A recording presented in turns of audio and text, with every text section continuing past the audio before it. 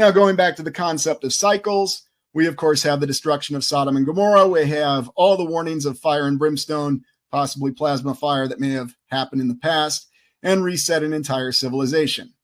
And then, of course, you know how we talk about volcanoes. I love how volcanoes can do so many different things, especially in the official science. Now, I'm not laughing at it. I'm not deriding at it. I'm just amazed that volcanoes are so ubiquitous.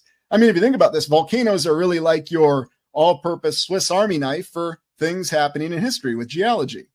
Giant's Causeway in Ireland, formed by a volcano. Devil's Tower in Wyoming, formed by a volcano.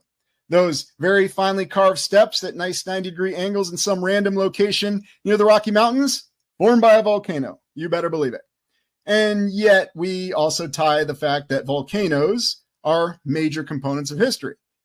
For example, the Toba catastrophe theory. But remember, mainstream science does not embrace the catastrophe theories, does it? Although there is the Mount Toba catastrophe theory, there's Krakatoa, and let's not forget the year without the summer. And yet somehow somebody measured the exact amount of volcanic ejection from the year without the summer. Who did it? I don't know.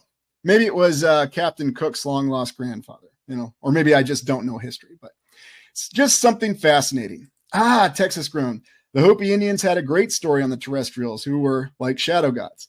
Not only that, but the Hopi also have their own view of what you might call the previous eras. That seems to be relatively accurate. And we've explored it a couple times in Lost Tales and so on and so forth.